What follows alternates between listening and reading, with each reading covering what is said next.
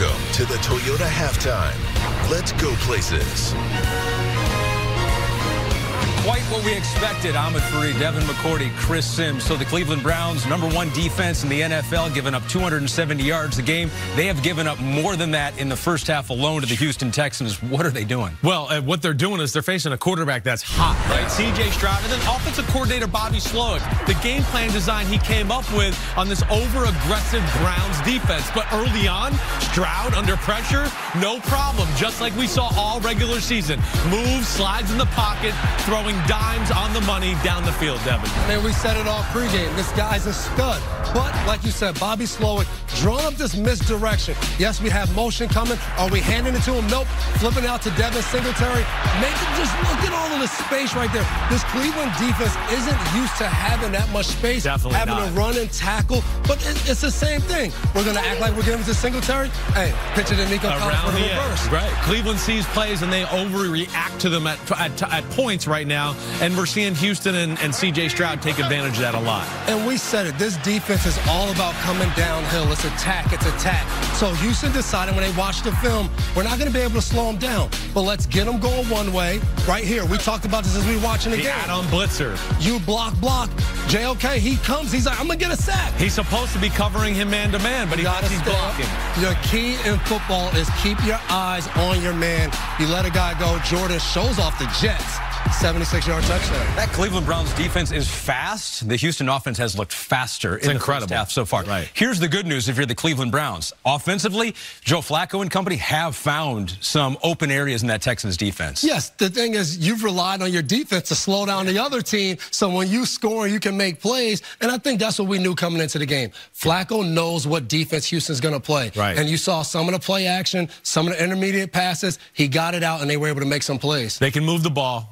We expect him to move the ball here in the second half. Amari Cooper, it doesn't look like he's 100% healthy, right? Yeah. And the one thing I worry about, the tackles on the Cleveland Browns. Christian and Hudson, they have to do a better job blocking. Issues right now with these Texans edge guys. They better watch out. That the Houston's Texans have gotten has been exactly that reason. Yeah. Wild card weekend, 3 days of doubleheaders. This is a good start to it. Later tonight, we got Dolphins Chiefs streaming exclusively on Peacock. Tomorrow, you got the Packers and Cowboys, and it is Rams and Lions on NBC.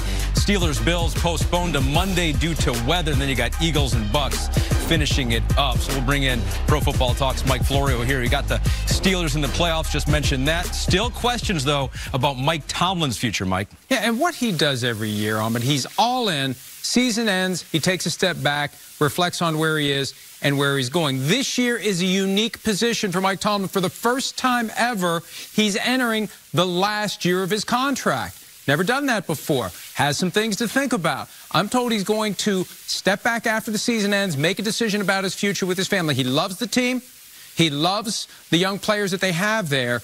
But after the season, he'll huddle with his family and make a decision about his future with the Steelers. All right, thank you, Mike. That game coming up on Monday. Tonight, we got Dolphins and Chiefs out to Arrowhead with Jack, Tony, and Rodney next. But first, outlive the day with your Toyota truck and your unbreakable spirit. Toyota, the official automotive partner of the NFL.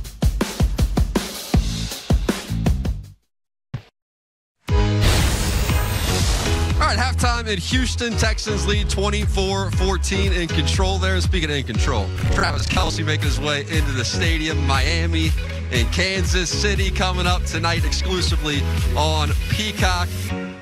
And the tarp is coming up. It's an iceberg out here at Arrowhead. Scan the QR code, get yourself set.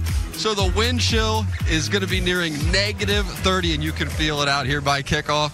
How do you call a game in these conditions? Well, Jack, we've got two coaches that love finesse. They love big plays, but this is not the night for it, Rodney. You got to be mentally tough, physically tough, and you've got to pound the football. Coach, the conditions out here are real. I mean, it's cold. I mean, this is the coldest game I've been associated with in 30 years in the National Football League. And you look at the grass still has ice on it and snow, and it's hard as a... It's so hard. It is, Coach. It's hard as a brick, and this wind is still blowing about 25, 30 miles per hour. The Dolphins have to run the football tonight. They do. Tua Tagovailoa 0 for 4 in games under 45 degrees. So quickly, how can Miami find success? Run the ball well, defense, get some takeaways. Then you have the play action passes and expect Christian Wilkins to come up with a couple big plays. C.J. Stroud putting on a show back there in Houston, and Miami looking for their first playoff win in 23 years. Rookie of the year, C.J. tonight.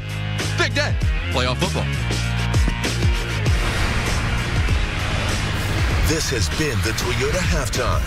Let's go places.